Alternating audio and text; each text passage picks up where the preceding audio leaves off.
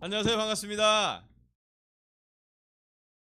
벌써 3월 11일이네요. 여러분 만나서 너무 기쁘고 반갑고 오늘 맑은 햇살이나마 여러분의 표정도 밝아서 너무 좋습니다. 우리 옆 사람에게 따스한 봄 인사를 해주면 좋겠습니다.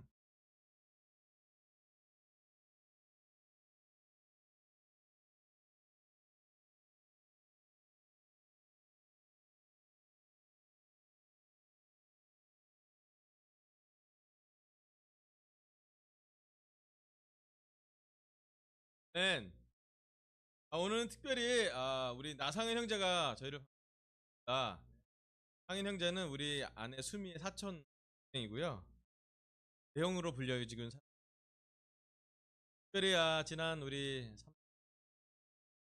장례식 때 와서 위금을 다 받아주고 할 때까지 많은 수고 고맙다고 우리 가족을 이렇게 많이 위로해 주신 여러분.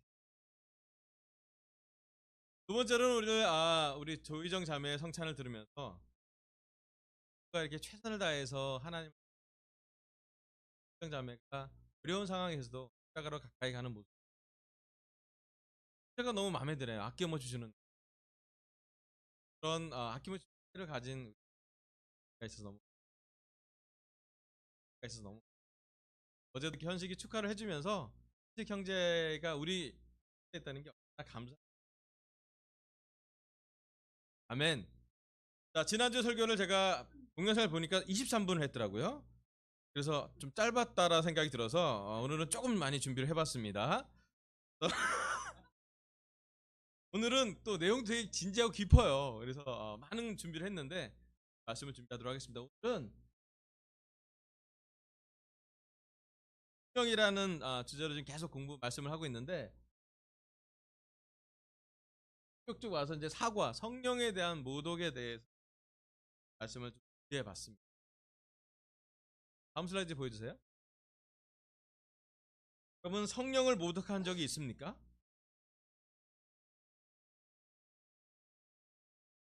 용서받지 못할 죄로 죄책감을 가지고 있지는 않습니다.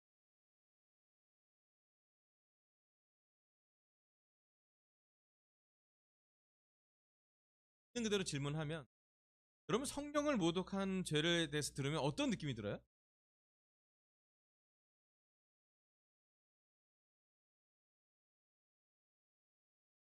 용서받지 못할 죄니까 그 무게가 되게 깊죠. 두 번째로는 두려움이 생겨요. 제가 그런 어떤 불안함도 생깁니다. 또 성경을 잘 알지 못해서 오는 혼란도 있어요. 무엇이 성령을 모독하는 죄인가? 여러분한테 묻혀보고 싶어요. 다음 슬라이드 보세요. 성령을 모독하는 죄가 뭔 것 같아요, 여러분? 우리가 생각하는 성령 무엇입니까? 성경 많이 보셨잖아요. 아멘. 질문을 드렸으니까 이제 대답이 나오겠죠? 깊은 질문이라 쉽게 대답하지 못하겠는데 그래도 한번 생각을 해보시면 좋겠어요. 성령을 모독하는 죄는 무엇인 것 같습니까?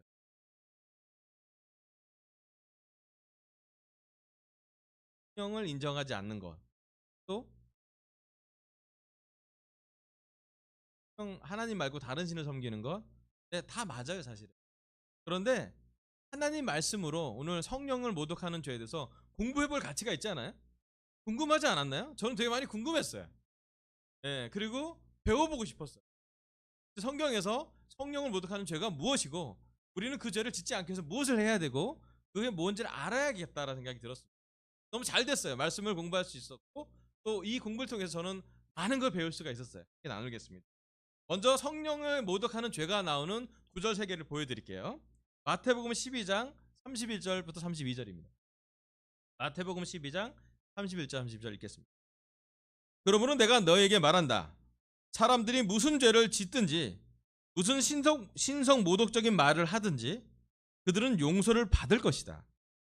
그러나 성령을 모독하는 것은 용서받지 못할 것이다. 또 누구든지 인자를 거슬러 말하는 사람은 용서를 받겠으나 성령을 거슬러 말하는 사람은 이 세상에서도 오는 세상에서도 용서를 받지 못할 것이다. 아멘. 여기서 나오는 성령을 모독하는 것은 그 죄는 용서받지 못한다는 그런 말씀을 예수님이 하셨어요. 근데 좀 혼란스러운 건 뭐냐면 인자, 사람의 아들 예수님이 자기를 낮춰 말하는 말이죠. 인자를 거슬러 말하는 것은 사람은 용서해 주신대요. 그런데 성령을 거슬러 말하는 사람은 용서 안 해주신대요. 여러분 그 차이가 뭘까요?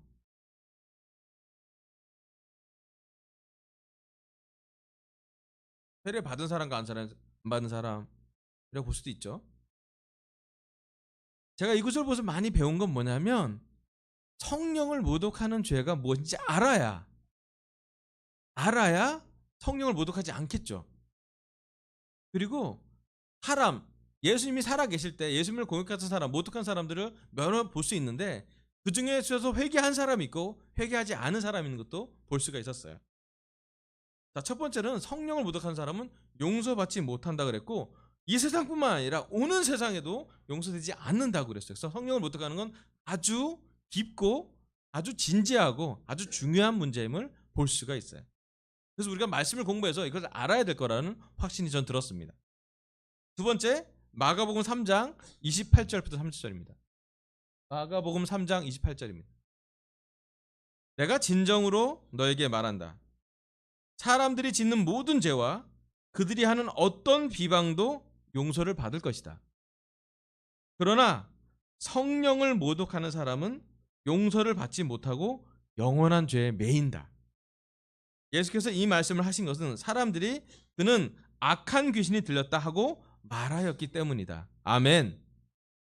여기 마가복음 3장에서 나오는 성령을 모독하는 사람, 또 모독하는 행위가 나와 있는데 여기는 대상이 정해져 있어요. 누구한테 하신 말인가요? 네, 여기서 나온 말씀에는 누구든지 용서받지 않는다 이런 말이 일반화되지 않고 어떤 예수님이 어떤 행동에 대한 반응을 하신 말씀이에요. 좋지 않은 행동이었겠죠? 좋지 않은 말이었습니다. 왜냐하면 사람들이 예수님한테 악한 귀신의 힘으로 기적을 행한다고 했거든요. 그걸 보고 예수님이 되게 언짢게 반응하신 거예요.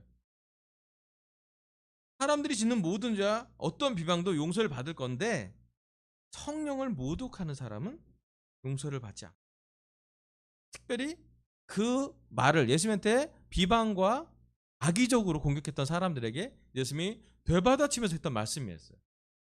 그래서 성령을 모독하는 사람, 성령을 모독한 죄를 지자는 첫 번째 동심원은 예수님과 동시대 사람이었습니다. 맞죠? 자, 그 다음에 누가복음 12장 8절에서 10절 나옵니다.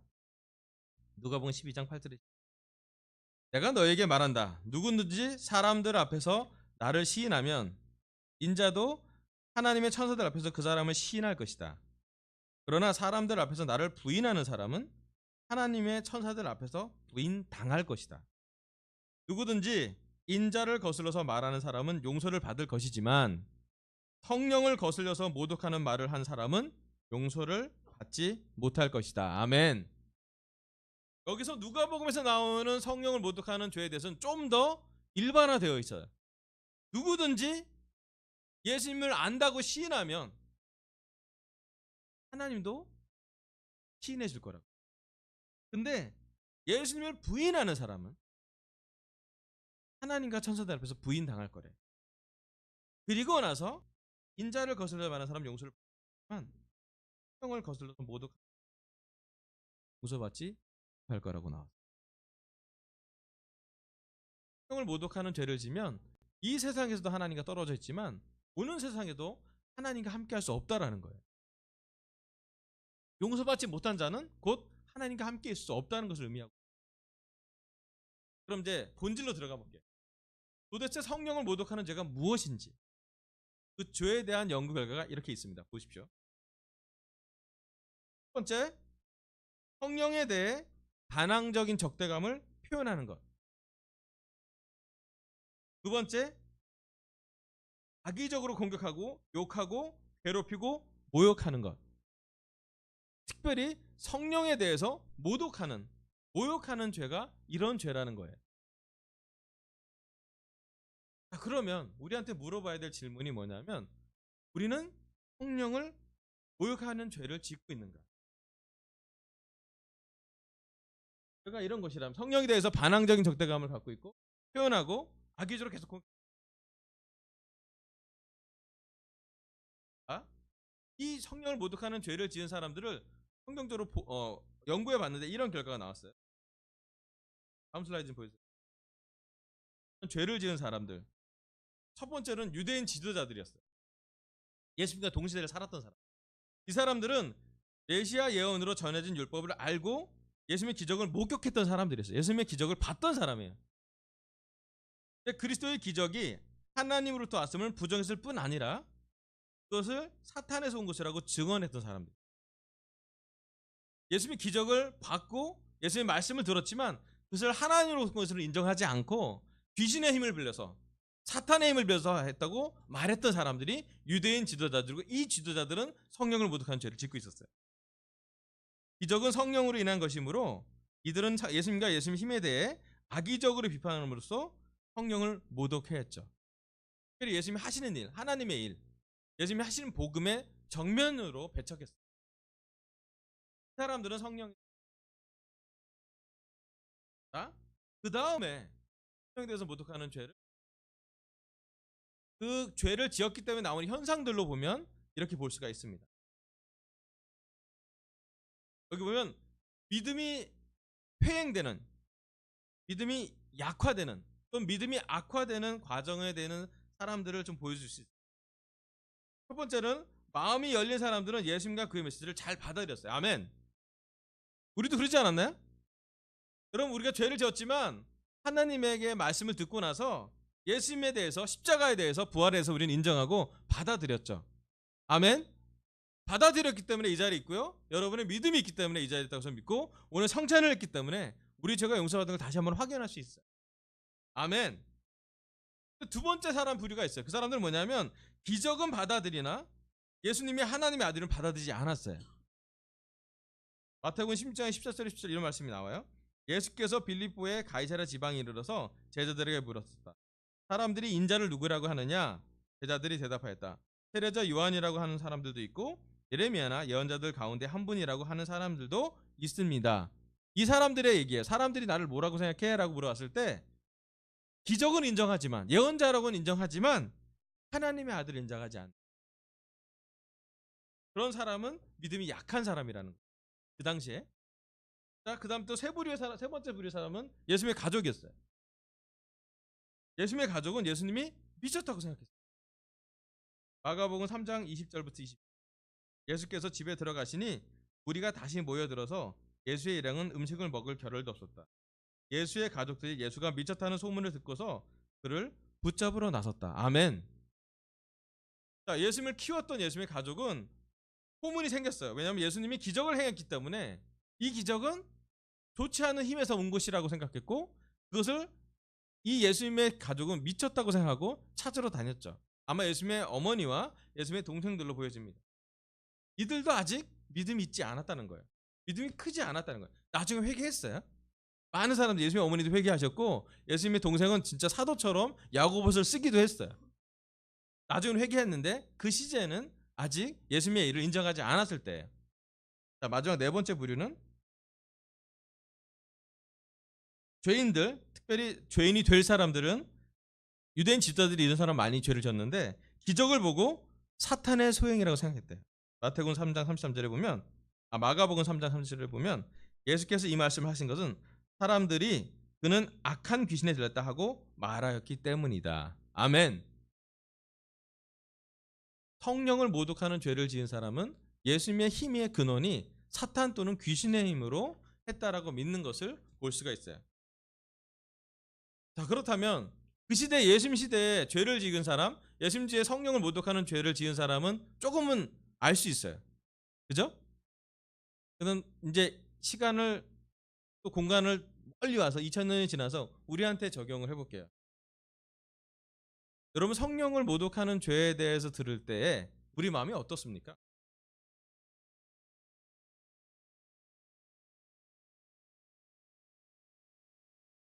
좀 두렵지 않습니까? 내가 혹시 그런 죄를 짓는 거. 알고 지은 죄는 더 나쁘지만 혹시나도 모르고 지을 수도 있지 않을까 라는 생각할 수도 있고. 두 번째는 성령을 모독하는 죄는 용서받지 못한다 그랬기 때문에 혹시 나는 용서받지 못한 사람이 아닐까? 라고 불안해지는 사람도 있을 거예요. 저는 의심이 올 수도 있겠죠.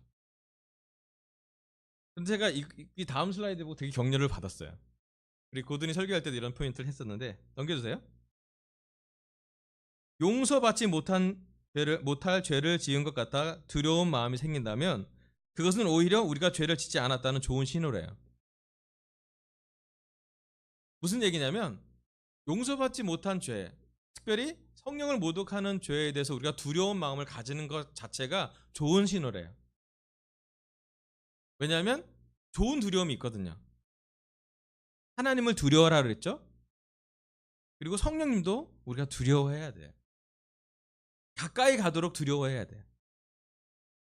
그런데 성령을 모독하는 죄가 뭔지 알아야지 그 두려움이 그걸 알아갈 수 있도록, 성경을 또 공부할 수 있도록, 또 내가 혹시나 성령을 모독하는 죄를 짓고 있는 건 아닐까라고 우리를 확인한다는 것 자체는 좋은 신호라고 볼 수가 있대요. 죄에 대한 좋은 두려움이 있는 건 참 우리한테 필요한 거라고, 경고의 마음이 있는 건, 조심해야 되는 마음인 건 되게 좋다라고 얘기를 해요. 진짜 무서운 건 뭐냐면 성령을 모독하는 죄를 짓고 나오는 현상들이 뭐냐면 딱딱한 마음이 생기는 거예요. 성령을 모독하는 죄뿐만 아니라 모든 죄를 지었을 때 우리의 마음은 딱딱해져요. 그리고 성령과 가까이 가지 않고 성령과 멀어지죠. 성경에 보면 뭐라면 성령의 불을 끄지 말라 그랬죠. 성령님을 일깨우라 그랬죠. 성령님과 하나 되라 그랬죠. 성령님의 활동을 제한하지 말라 그랬어요. 이 모든 건 성령님과 가까이 가라는 말씀이 되게 많아요. 성령님을 모독하려면 점점점 하나님에 대해서, 예수님에 대해서, 성령님과 함께 성령님에 대해서 멀어지는 것을 표현하고 있어요. 그래서 다음 슬라이드 보면 이렇게 얘기해요. 죄에 대해서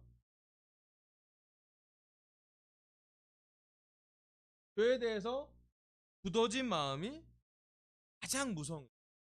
오히려 죄에 대해서, 용서받지 못할 죄에 대한 인지를 하는 건 좋은 마음이고, 오히려 내가 무슨 죄를 짓고 있는지 모르고 딱딱해지는 것은 더 무서운, 그게 더 두려운 마음이라고 표현할 수 있어요.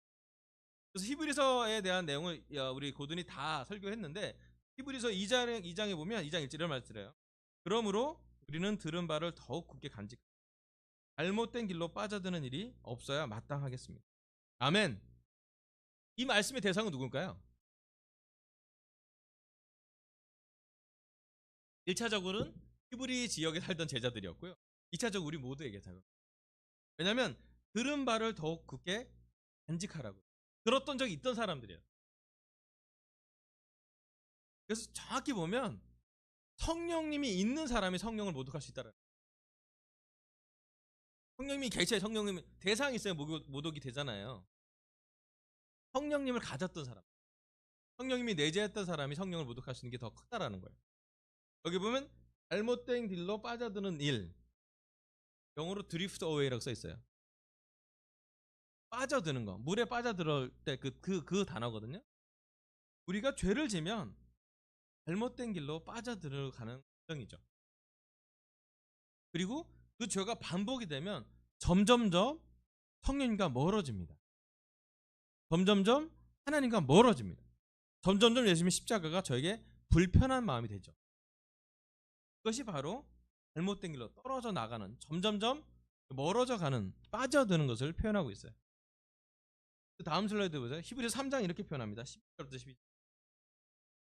내가 진노하여 맹세한 대로 그들은 결코 내 안식에 들어오지 못할 것이다. 형제자매 여러분 가운데 믿지 않은 악한 마음을 품고서 살아계신 하나님을 떠나는 사람이 아무도 없도록 여러분은 조심하십시오. 아멘. 여기는 정말로 성령님을 모독하는 자와 똑같은 현상을 구절이 써 있어요. 뭐냐면 하나님의 안식에 들어가지 못한다는 거예요. 용서받지 못한다는 걸 표현하고 있어요. 거기에 어떤 사람이냐면 형제자매 여러분 가운데 믿지 않는 악한 마음을 품고서 살아계신 하나님을 떠나는 사람, 이 떠나는 사람이 fall away, 떠나는 사람이라고 우리가 예전에 많이 썼던 용어였어요. 근데 떠나는 것은 현상이고요. 거기에 마음이 들어가는데 어떤 마음이냐면 믿지 않는 악한 마음이래. 이 구절을 보면서 우리한테 가장 중요한 질문은 우리의 믿음은 약한 것인지 악한 것인지. 믿지 않는 악한 마음을 갖고 떠나는 사람은 하나님의 안식을 찾을 수 없다라고요. 이 사람들은 누구냐면 형제자매 여러분이에요. 말씀을 듣고 빛을 보고 세례를 받고 제자로 살기로 결정하고 그렇게 살았던 사람들 중에 믿지 않는 악한. 자, 이거 구분해내는 게 되게 어려워요. 그렇지 않습니까? 여러분, 우리의 믿음은 약할 때가 있고 어떨 때 우리의 믿음이 악할 수가 있어요. 어떻게 구분해내죠?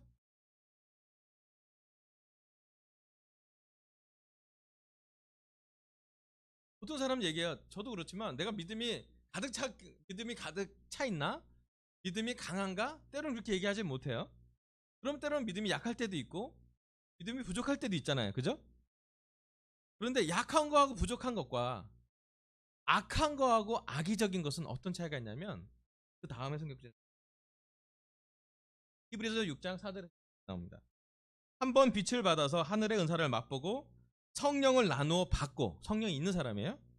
또 하나님의 선한 말씀과 장차 올 세상의 권능을 맛본 사람들이 타락하면 그들을 새롭게 해서 회개에 이르게 할 수 없습니다. 그런 사람들이야말로 하나님의 아들이 다시금 십자가에 못 박고 욕되게 하는 것이기 때문입니다. 아멘. 성령을 모독하는 죄를 지어서 용서받지 못하는 것에 대한 본질은 뭐냐면 성령을 가진 사람들이 1차적인 본질이에요. 즉 우리들이에요. 아멘. 우리 중에 빛을 맛본 사람 있잖아요. 세례 받을 때 성령을 받았죠. 제자가 되었고요. 십자가를 인정했고 부활을 인정했고 믿음으로 살고 있어요. 아멘. 믿음이 맞은 적도 있고 요즘 믿음이 좀 부족할 때도 있죠. 아멘. 약할 때 있는 거 다 인정해요. 아멘. 그런데 확실하게 봐야 될 건 뭐냐면 타락하고 있는지 봐야 돼요. 죄를 진다면 더 반복하고 있는지 아니면 더 깊어지고 있는지, 죄로 더 많이 빠져들고 있는지 아니면 죄를 회개하고 있는지. 성령이 있을 때 성령을 모독할 수 있다라고. 성령을 대상으로 한다라는 것은 성령이 있는 사람들한테 1차적인 책임이죠. 그럼 이 시간 우리는 하나님에게 더 가까이 가고 있습니다. 오늘 시간 우리는 성령님과 더 하나가 되고 있습니다. 오늘 시간 우리 마음속에 있는 성령님에 대해서 우리는 어떠한 마음을, 여러분 안에 있는 성령님에 대해서 우리는 어떤 마음을, 야고보서 4장 4절 이런 말씀. 가늠하는 사람들이여 세상과 버탐이 하나님과 등지는 이름을 누구든지 세상의 친구가 되려고 하는 사람은 하나님의 원수가 되는 것입니다. 아멘. 예수님의 동생인 야고보는 야고보서를 통해서 말씀했어요. 믿음과 행위, 믿음과 진정한 삶의 구원에 대해서 이야기하고 있는데 거기에 뭐냐면 세상과 버탐이 하나님과 원수가 된다고요. 세상과 친해지려고 하는 사람마다 하나님을 등지게 된다고. 어떤 한 현상을 얘기하고 있습니다. 하나님이 보실 때 간음한다는 건 뭐냐면 영어로 unfaithful이라고 단어가 있는데 그건 뭐냐면 남편과 아내 중에 간통하는 것을 얘기해요. 요즘 우리나라에 가장 많이 크게 운동화되는 운동 중에 하나가 미투 운동이라고, 요즘 이번 한 주일 동안 뉴스를 계속 매일 나왔던 것 같아요. 더 깊어지고 있고 더 많아지고 있고 더 적나라해지고 있고 그 대가가 지금 너무 큰 것 같아요. 근데 중요한 건 뭐냐면 정말로 우리는 그런 사람들한테 가서 정말로 하나님의 성령님을 모독하는 죄를 짓지 않을 수 있도록 도와주고 있는. 요한일서 2장 15절부터 16절 볼게요. 여러분은 세상이나 세상에 있는 것들을 사랑하지 마십시오. 누가 세상을 사랑하면 그 사람 속에는 하늘 아버지에 대한 사랑이 없습니다. 세상에 있는 모든 것, 곧 육체의 욕망과 눈의 욕망과 세상 살림에 대한 자랑은 모두 하늘 아버지께서 온 것이 아니라 세상에서 온 것이기 때문입니다. 아멘. 요한은 얘기합니다. 세상에 있는 것들을 사랑하지 말라. 세상의 것을 사랑하는 순간 하늘 아버지 사랑하지 않는다. 세상에 있는 모든 것, 특별히 육체의 욕망과 눈의 욕망과 세상 살림에 대한 자랑, 하나님에게 온 것이 아니래. 그런데 역설적으로요, 우리는 이 세 가지를 좀 더 많이 유혹을 받아요. 육체의 욕망 유혹 받죠. 눈의 욕망 유혹 받아요. 그다음에 여러분 살림 걱정하지 않습니까? 먹고 살으셔야 되잖아요, 그죠? 그런데 이 모든 것 때문에 하나님과 멀어지지 말라는 거예요.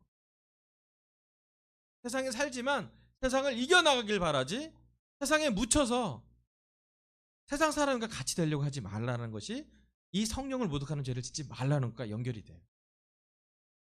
마태복음 5장 27절부터 29절, 육체의 욕망 중에 눈의 욕망이 나오는 구절이 나옵니다. 간음하지 말아라 하고 말한 것을 너희는 들었다. 그러나 나는 너에게 말한다. 여자를 보고 음욕을 품은 사람은 이미 마음으로 그 여자를 범하였다. 내 오른 눈이 너를 하여금 죄를 짓게 하거든 빼서 내버려라. 신체의 한 부분을 잃는 것이 온몸이 지옥에 던져진 것보다 더 낫다. 아멘. 예수님의 말씀이에요. 예수님의 말씀은 너희들은 간음하지 말라라는 게 그 당시 유대 기준이었다면 예수님 기준은 더 높았어요.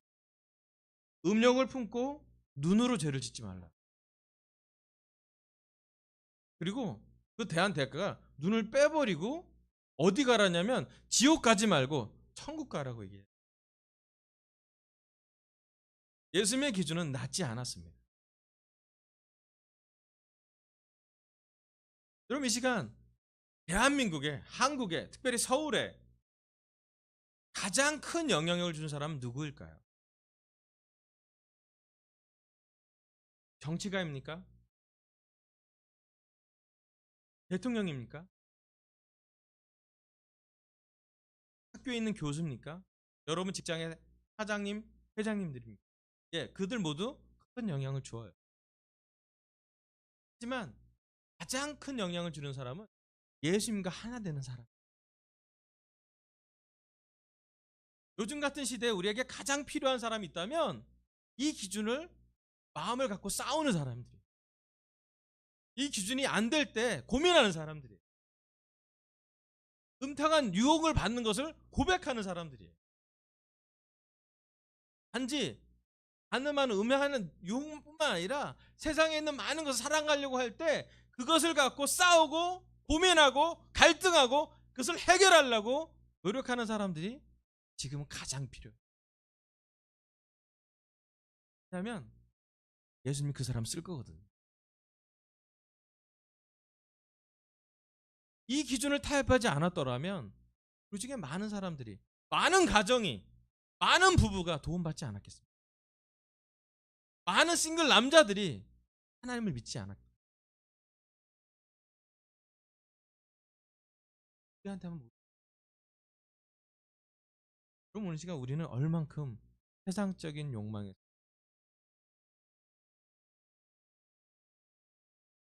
세상은 오늘도 우리에게 부릅니다. 세상과 하나가 되라고, 더 많이 배우라고, 더 많이 가지라고, 더 많이 비교해서 빨라지라고, 더 강해지라고, 더 높아지라고, 더 움켜지라고 세상은 말하고 있습니다. 예수님 말합니다. 아낌없이 주라고, 거저받았으니 거저 주라고, 성령을 받았으니 성령을 나누고 살라고,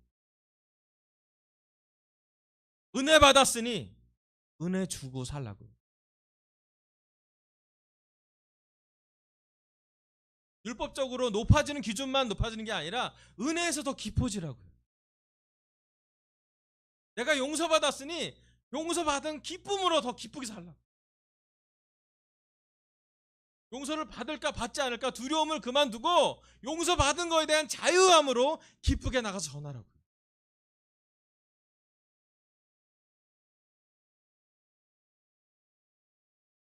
님은 예수님을 통해 내가 다 마련했다고, 다 해결해놨다고, 거기에 대해서, 예수님에 대해서 부드러운 마음을 갖고, 말씀에 대해서 부드러운 마음을 갖고, 마음이 딱딱해졌다면 깨진 마음을 갖고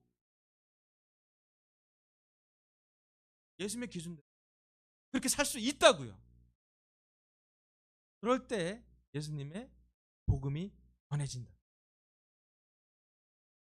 다음 슬라이드 요마서 12장 2절 보고, 여러분은 이 시대의 풍조를 본받지 말고 마음을 새롭게 함으로 변화를 받아서 하나님의 선하시고 기뻐하시고 완전하신 뜻이 무엇인지를 분별하도록 하십시오. 아멘. 이것이 로마서 12장 1절에 나오는 거룩한 얘기예요. 우리가 드려야 될 합당한 예배가 뭐냐면 세상의 풍조를 본받는 것이 아니라 마음을 새롭게 하고 변화하려고 결정하는 것. 오늘 주일 예배를 드릴 때, 이 말씀을 들을 때 내 마음에서부터 세상과 하나 되고 세상을 사랑하고 세상대로 가려고 노력하는 것이 아니라 하나님을 사랑하고 성령과 하나가 되고 예수님의 십자가에 가까이 가게 되는 것이 진정한 예배라는, 하나님과 하나 될 때 하나님의 뜻을 알 수 있잖아요. 하나님의 선하시고 기뻐하시고 완전하신 뜻이 알고 싶다면 변화가 필요해요. 이 세상의 풍조에 더 적응하려고 하고 세상대로 더 노력하려고 하고 세상을 움켜잡으려고 할 때 우리에게는 하나님이 계시지 않을. 고린도서 11장 30절. 그런데 주님께서 우리를 심판하시고 징계하시는 것은 우리가 세상과 함께 정죄를 받지 않게 하시는. 예수님이 도전을 주시는 이유는, 예수님이 꾸짖는 이유는, 예수님이 경고하시는 이유는 그 경고를 받아들인 사람들이 그 경고에 대한 대가를 치르지 않게 하기 위해서요. 그래서 예수님한테 꾸중을 들어도 우리가 예수님 옆에 붙어 있어야 돼. 그래야 세상과 함께 심판대에 서서 예수님이 우리 변호해 주실 거예요. 아무리 죄가 많아도 예수님이, 어떠한 죄라도 예수님이 십자가의 피로 깨끗해질 거예요. 자, 성령을 모독하는 죄에 대한 결론을 두 가지 구절로 나왔습니다. 첫 번째는 사도행전 2장 38절에 나옵니다. 베드로가 대답하였다. 회개하십시오. 그리고 여러분 각 사람은 예수 그리스도의 이름으로 세례를 받고 죄 용서를 받으십시오. 그리하면 성령을 선물로 받을 것입니다. 아멘. 그럼 베드로도 성령을 모독하는 죄를 지었죠. 무슨 죄를 지었나요? 예수님을 직접 3년 동안 보고요. 아마 베드로가 봤던 기적이 그 당시에 어느 사람보다 예수님에 대한 기적을 많이 봤던 사람일 거예요. 그렇지 않아요? 베드로, 야고보, 요한만 보고 간 기적이 한두 개가 아니에요. 그런데도 베드로는 예수님을 십자가에 달릴 그 시간에 여종 앞에서 3번이나 부인했어요. 단지 예수님을 부인한 것뿐만 아니라 그건 성령님을 모독할 수도 있고요, 하나님을 모독할 수 있고요, 엄청나게 큰 죄였어요. 그렇죠? 근데 중요한 건 베드로는 회개했어요. 돌아왔잖아요. 죄를 지었는데요, 베드로는 돌아왔어요. 돌아온 사람의 설교가 더 놀랍지 않습니까? 죄를 지었다가 회개한 사람의 말씀이 더 은혜롭지 않습니까? 그래서 사람들한테 얘기해요. 회개하라고요. 각 사람은 예수 그리스도의 이름으로 세례를 받고 죄 용서를 받고 성령을. 그럼 우리 모두는 이 말씀에 의해서 세례를 받지 않았습니까? 아멘. 그럼 여러분 안에 성령님이 계세요. 아멘. 이 설교를 들으면 두렵기도 하겠지만 여러분의 성령님은 기뻐하실 거예요. 왜냐하면 성경 말씀을 나누고 있기 때문에. 그죠? 오히려 후련할 거예요. 죄를 치지 말아야 되는 결정을 도와줄 거예요. 죄를 안 질 수는 없지만 적어도 이번 주로 싸우자고 결정할 거예요. 왜냐하면 여러분의 성령님이 이 말씀을 기뻐하고 그래서 저도 이 말씀 볼 때 좋았어요. 성령을 모독하는 죄가 두렵다면 이제 죄의 용서를 받았다는 자유함이 더 커야 돼요. 성령이 함께 있다는 것을 기뻐해야 돼요. 성령이 있으니까 성령을 높여줘요. 모독하는 거 반대로 높이는 거잖아요. 오늘 찬양 중에 하나님을 높이라는 찬양이 있었어요. 아멘. 입으로 찬양했어요. 그럼 마음으로 찬양하고 있는. 주일 예배 때 찬양했어요. 주정 예배 때 찬양해. 아멘. 직장에서 하나님 찬양하고. 여러분 가정에서 아무도 없을 때 혼자 하나님께 찬양하고 기도하고 성령님을 높이고 계신가요?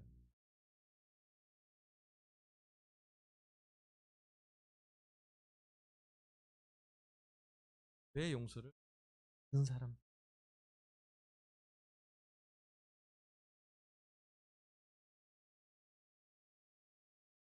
첫 번째 성경에 대한 요한일서 1장 9절입니다. 우리가 우리 죄를 자백하면 하나님은 신실하시고 의로우신 분이셔서 우리 죄를 용서하시고 모든 불의에서 우리를 피하게 해 주실. 또 하는 얘기예요. 우리가 죄를 고백할 수 있는 시간이 있다고. 우리 죄를 스스로 자백, 내가 죄를 지었다라고 말할 시간이 있다라고, 그런 특권이 있다고, 그럴 기회가 있다라고 얘기합니다. 그러면 하나님이 용서해 주신대요. 그럼 요즘 우리나라에 죄를 지었는데 고백하기가 얼마나 어려운지 아세요? 제가 우리나라에서 내가 죄를 지었다고 먼저 사과한 사람은 잘 보기 어려웠어요. 그렇지 않아요? 누가 고발하지 않고 내가 먼저 이건 내가 지은 죄다라고 얘기한 사람 있으면 참 좋겠어요. 그러면 정상적으로 가지 않겠습니까? 내가 먼저 자백하면 용서해 주신다. 죄가 없어서가 아니라 죄에 대한 태도가 영적이기 때문에.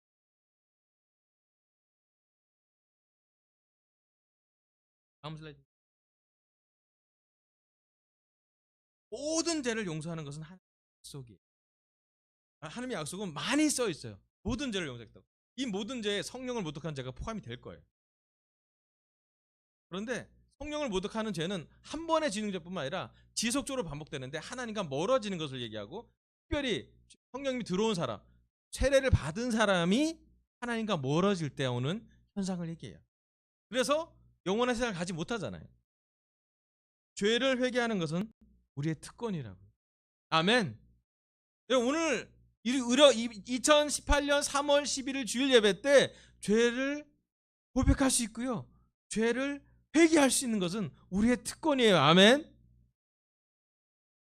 하나님은 회개하는 사람을 용서하신대요. 제가 영화 얘기는 많이 하고 싶지 않은데 우리 딸이랑 신과 함께라는 영화를 봤어요. 감동받은 건 뭐냐면 이 세상에서 용서받은 사람은 저 세상에서 처벌하지 않는다는 것이 영적으로 되게 와닿았어요. 여러분 이 세상에 있을 때 우리가 회개할 수 있어요. 아멘. 신기하게도 예수님의 십자가가 있고 하나님의 은혜가 있기 때문에 우리의 죄는 처벌하지 않을 수 있어요. 다만 우리는 고백하고 회개하면. 자, 이제 성령을 모독했다가 회개했던 좋은 예가 한 명 나옵니다. 보여주세요. 하나님은 회개하는 사람을 절대로 거절하지 않아요. 그 중에 가장 성령을 모독했다가 회개한 사람이 좋은 예를 사도 바울로 봅니다. 바울은 예수님을 박해했고 해치려 했기 때문에 분명히 예수님이 하셨던 하나님의 일, 또 예수님이 전했던 복음에 정확한 모독을 했던 사람이었어요. 맞죠?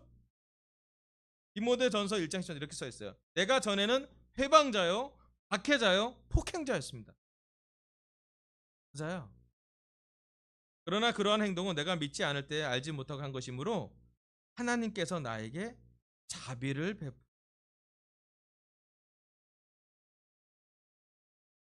여러분 사도 바울은 성령을 모독했다가 성령을 높이는 일로 바뀌었어요. 예수님을 모욕했다가 예수님 때문에 평생 예수님을 주인으로 모시고 예수님을 기쁘게 하려고 최선을 다했어요. 사도 바울은 죄가 깊었기 때문에 은혜도 깊었어요. 자기 죄의 본질을 꿰뚫어 알았기 때문에 하나님의 복음을 본질로 전할 수 있었어요. 유대인들뿐만 아니라 이방인들에게도 그 복음은 전파가 될 수 있었어요. 왜? 사도 바울이 영어를 잘해서, 외국어를 잘해서, 물론 어떤 기술을 낼 수 있지만 더 본질은 뭐냐면 죄에 대해서 은혜를 받은 사람이기 때문에. 여러분, 우리 각각의 죄가 다 있었지만 우리 또한 은혜 받지 않았습니까? 사도 바울이 받은 은혜와 우리가 받은 은혜가 차이가 있지 않지 않아요? 똑같지 않아요? 예. 그래서 저 사실 저 스스로 이것을 보고 많이 찔리면서 물어봤어요. 왜 나는 근데 사도 바울처럼 열심히 일하지 않을까? 제 마음을 회개해야겠다 생각. 사도 바울은 용서받았고 은혜 받았고 감사해서 더 열심히 일했어요. 아멘. 그죠? 예수님을 부인한 게 아니라 예수님을 떳떳이 증언했어요. 사도 바울은 감옥에 가서도 예수님을 전했어요. 아멘. 성령을 모욕했다가 바뀐 사람이에요. 그리고 성령님을 가장 높이는 일을 했고요. 그의 인생에 많은 사람이 사도 바울을 통해서 성령님과 하나 되는 것을 경험하는 것을 보는 사람들이 바로 사도 바울의 삶이에요. 여러분, 은혜 받은 것을, 용서받은 것을 깊게 새기길. 여러분, 그걸 믿으셔야 돼요. 아멘. 그 믿음 덕분에 우리가 복음을 전할 수 있어요. 우리의 의로움 때문에 전하는 것이 아니라 우리의 행동이 율법적으로 지나도 난 죄가 없었던 것 같아, 완벽했어 라고 우리가 증거되는 게 아니라 우리 안에 죄가 컸기 때문에 하나님의 십자가가, 예수님의 십자가가 더 높아지는 것이에요. 다음 슬라이드 보여줄게요. 죄에 대하여 회개하고 온 사람이면 하나님의 은혜에 대해서 부인할 수 없다고요. 하나님은요, 회개하는 사람을 절대로 거절하지 않으세요. 그 사람이 어떤 사람이든, 많이 배운 사람이든 적게 배운 사람이든, 키가 큰 사람이든 작은 사람이든, 부유한 사람이든 가난한 사람이든 누구든지 회개하는 사람을 하나님은 거절하지 않으세요.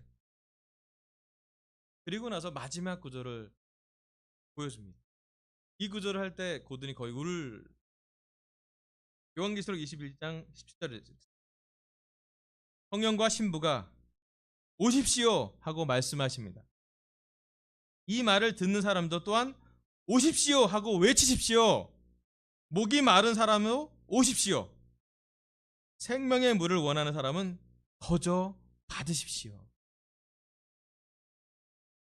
성령과 신부, 예수님이 크게 말씀하십니다. 오시라고요. 이 말을 듣는 사람도 오시라고요. 목이 마른 사람은 오라고요. 요한계시록 22장 10절은 거의 요한이 썼던 마지막, 성경의 거의 마지막 부분이에요. 이 다음에는 요한이 받은 계시가 너무 많아, 쓸 게 너무 많았다는 설명이 마지막이고요, 맺은 말이고요. 실제로 성경에서 마지막으로 나왔던 말은 오라는 말이었어요. 3번이나 강조합니다. 오라고요. 3번 오라 그러고요, 1번은 거저 바르라 그랬어요. 여러분, 우리한테 물어보십시다. I'm coming. come 했을 때, 오라고 했을 때 내가 가고 있습니다.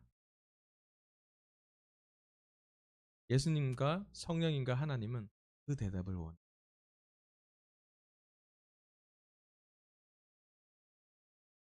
그 예수님의 초대에, 성령님의 하나됨의 초대에, 하나님의 미션에 대한 초대에 내가 가고 있다. 우리 강스센터 제자들은 가고 있다고요. 직장이 어디든지, 지역이 어디든지, 가정이 어디든지, 내가 영적으로 잘 지내든지 못 지내든지, 심지어 죄를 지는 상황이라도 내가 하나님으로 가고 있나요? 성령님이 오라는 초대로 가고 있나요? 신부 예수님이 우리를 부를 때에 마치 신랑이 기뻐하듯이 달려가고 있나요? 신랑인 예수님이 우리를 부를 때 마치 신부가 단장을 다하고 드디어 나를 부르시는군요. 내가 결혼할 그때 내 신랑을 보러 가야죠 하고 설레어 하면서 신부의 화장을 하고 신부의 드레스를 입고 신부의 마음으로 순결하게 신랑을 내 신랑으로 충분한가요? 아니면 내 신랑이 주는 선물이 더 원하는 거? 성령을 모욕하는 죄는 빛을 받은 사람들이 성령을 가진 사람들이 성령을 보유한 성령을 대면할 수 있는 사람들이 하나님의 말씀에서 타락하고 나가는 거예요. 지금 대한민국 성령과 하나 찾고 2018년 강서 센터가 가장 필요로 하고 가장 원하고 가장 기도하고 가장 절실하게 간절하게 원하는 것은 성령님을 가득 채우라는 거예요. 성령님의 활동을 제한하지 말고요. 성령과 하나가 되고요. 성령님을 불일 듯 되살아나게. 성령님의 불에 불을 붙이라. 그러면 한국에 그런 사람을 찾습니다. 마지막 결론 슬라이드. 예수님과 예수님의 기적에 대한 비판적인 공격이 성령을 모독하는 죄이고 성령을 모독하는 죄는 마음을 딱딱하게 합니다. 맞아요. 예수님과 함께 있으면 마음이 부드러워지거나 아니면 마음이 딱딱해지나 둘 중에 하나였어요. 마음이 딱딱해진 사람은 예수님을 배척했고요. 예수님을 처벌했고요. 예수님을 죄를 지었어요. 아멘.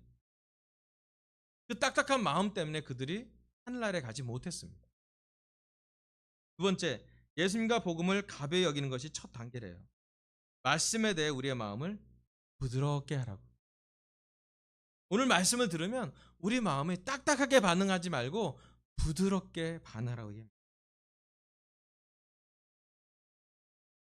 죄로 인해 우리 마음이 딱해지는 것으로 끝나지 말라고요. 오늘 하나님은 저의 입술을 통해 특별히 고든 포거슨 교사님의 성경 연구를 통해 이 말씀을 남기셨어요. 성령과 신부가 부릅니다. 세상을 사랑하지 말고 세상과 친구 되려고 하지 말고 성령님이 오시라고 얘기할 때 오십시오 라고 얘기할 때 예, 제가 여기 있습니다. 저 가고 있습니다 라고 말하시길 바라면서 설교 마치겠습니다. 감사합니다.